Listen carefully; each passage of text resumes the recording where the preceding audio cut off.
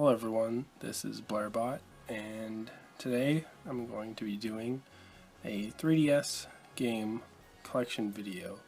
I have a bunch of 3DS games, and the 3DS is probably one of, if not my favorite system, so I thought I would show off my collection today. I guess I'll start off by showing my 3DS itself. It's a red new 3DS XL. I used to have a blue regular 3DS, which I still have it, but it's not the main one I use, and so I can show the games I have on there later, but I don't want this video to be too long, so I'm just going to start with the games themselves. I'm going to try and talk a little bit about each game, some thoughts I have. If I have nothing to say, for example with this game, I have nothing to say, so next we have Super Smash Bros. For 3DS, and another one, so there's two.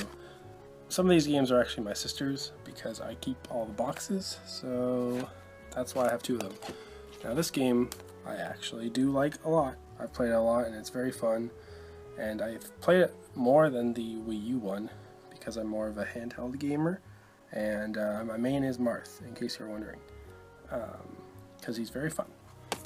Next we have Super Mario 3D Land.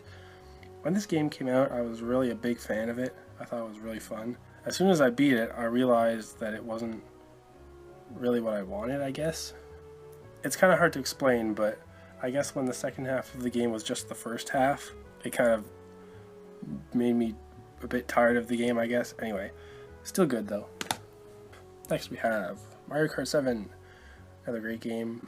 Not as good as Mario Kart 8, in my opinion, because Mario Kart 8 is just awesome, but still very fun. And yeah. Next we have the holy almighty Paper Mario Sticker Star. I really have nothing to say about this game other than I'm ashamed to own it. Codename Steam, another game that is a pile of steam. I'm sorry if you like this game, but I just don't. I tried to like it. I really did, but nah. Next, Majora's Mask. Very fun. This is, does it say? Yes. It does say not for resale on the back. That is because this is the one that comes with Skull Kid. So I will put him here. But yeah, very fun. A lot better than the original. Very good. And the counterpart, which is Ocarina of Time. Another game which is very good. Also better than the original, in my opinion. I'm glad that this one does include the hero mode, because that was something I'd never played before, and it was a fun addition. Then Link Between Worlds.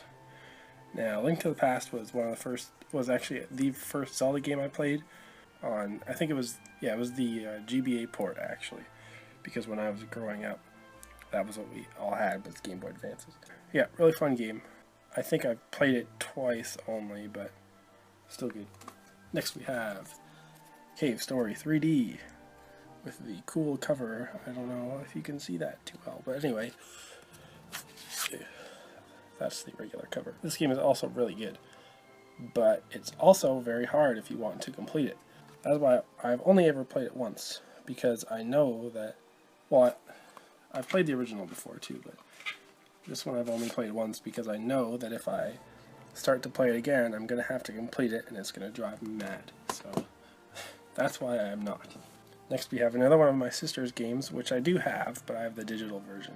So this is her box, but Animal Crossing New Leaf. I'm pretty sure everyone knows this game. Everyone loves it. Yeah. Starfax 3D.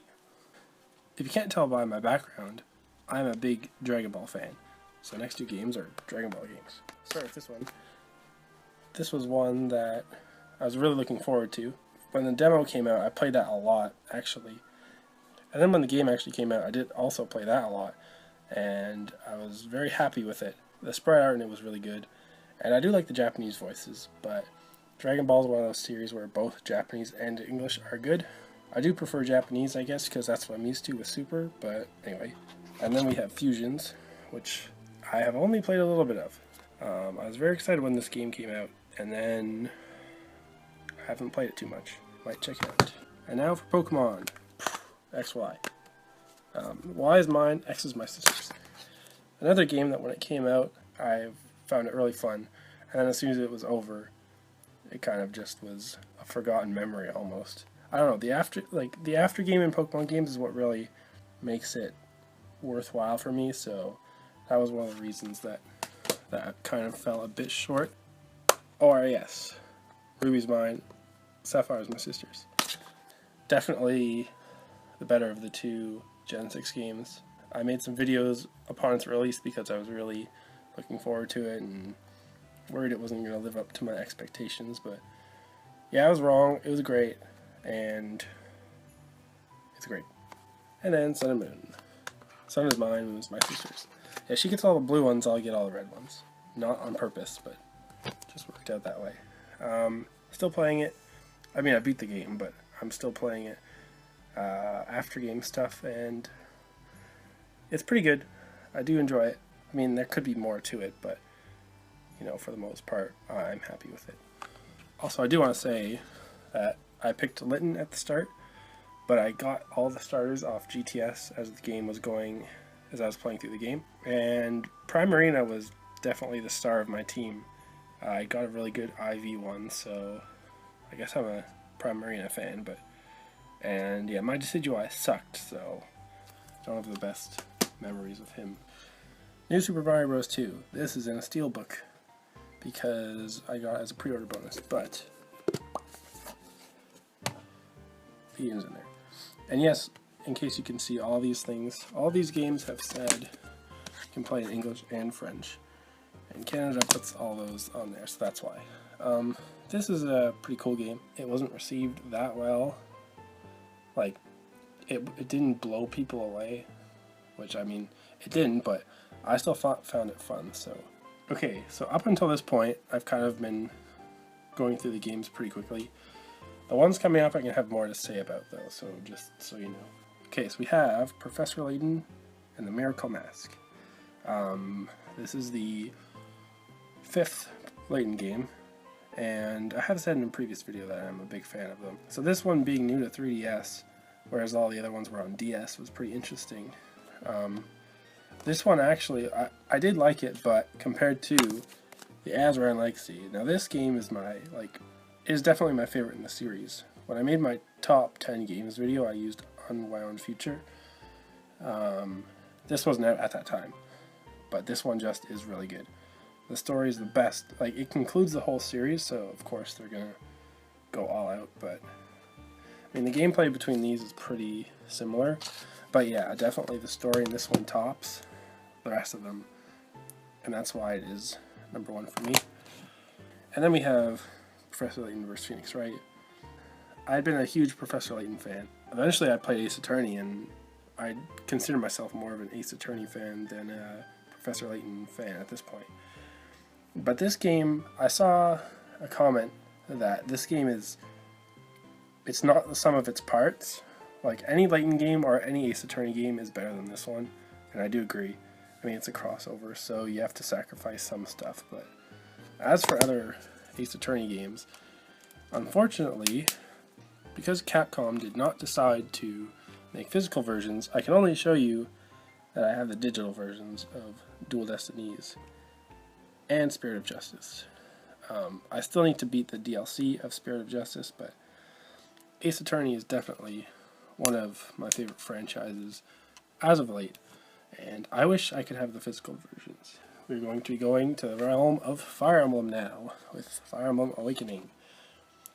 Now, up until this point, the only Fire Emblem game I had played was Sacred Stones on the 3DS. I was just I didn't really know what to expect with this. I almost pre-ordered it when it came out, but the store was out of... Actually, hold on. Okay, my arm is hurting, so I'm doing this. Like I said, I almost pre-ordered this, but the store was out of the art book pre-order bonuses, so I didn't. I ended up getting it later, but when I did finally play it, it really did blow me away. It was just that good.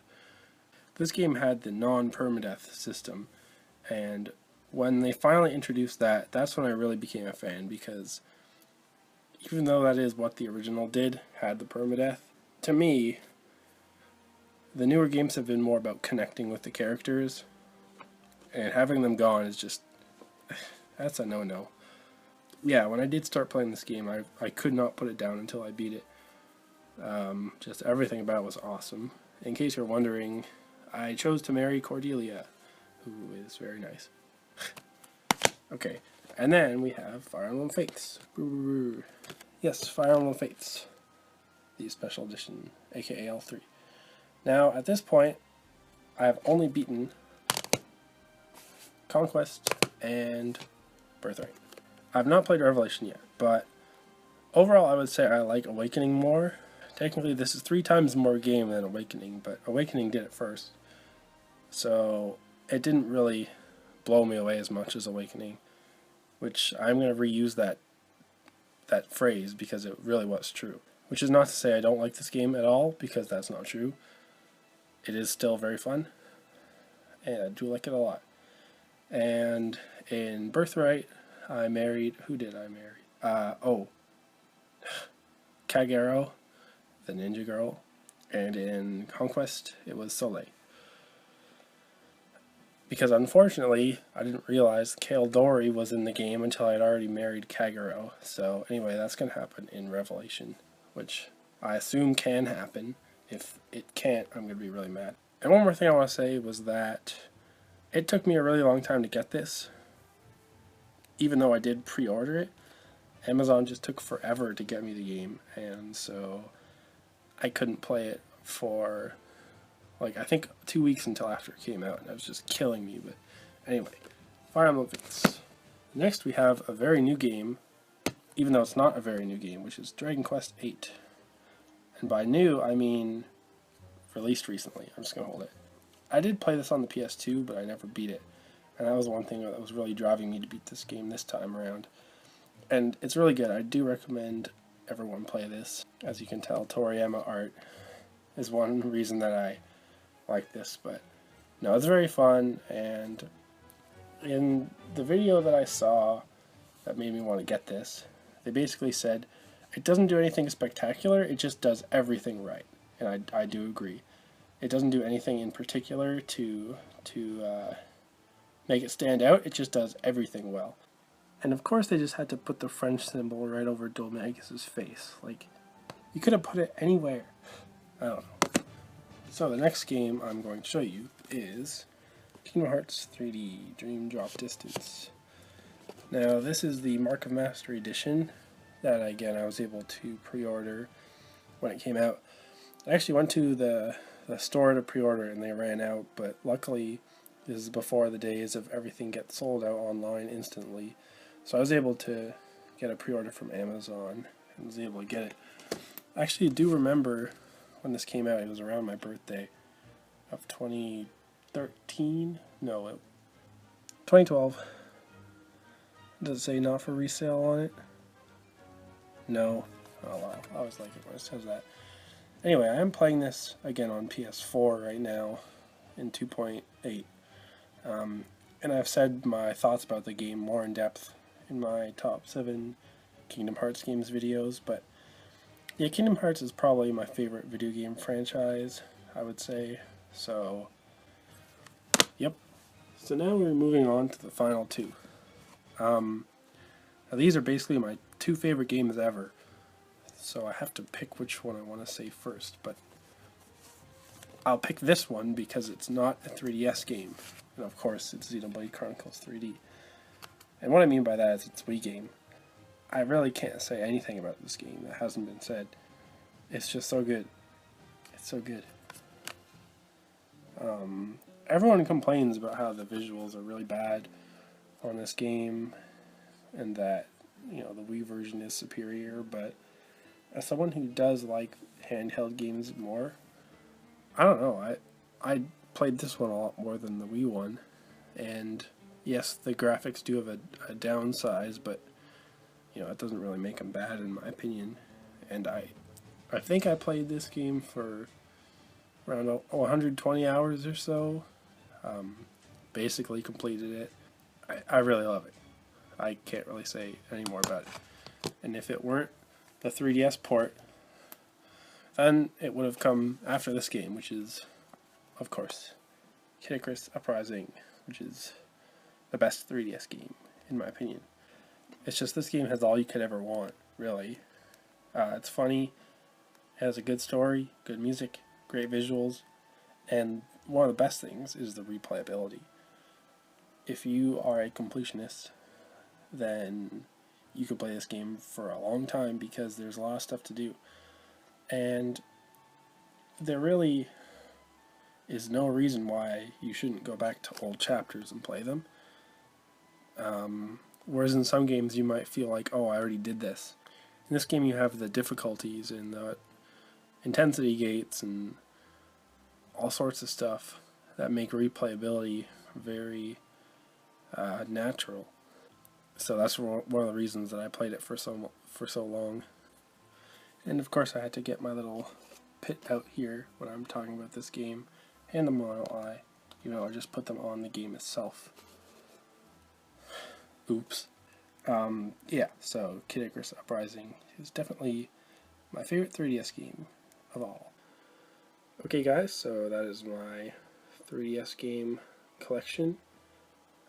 Thank you very much for watching, and I'm planning to do a Wii U game collection in the future, so stay tuned to that, and leave a comment about anything you saw here, maybe things you'd like to see in the future. So this has been Blairbot, and we'll see you later.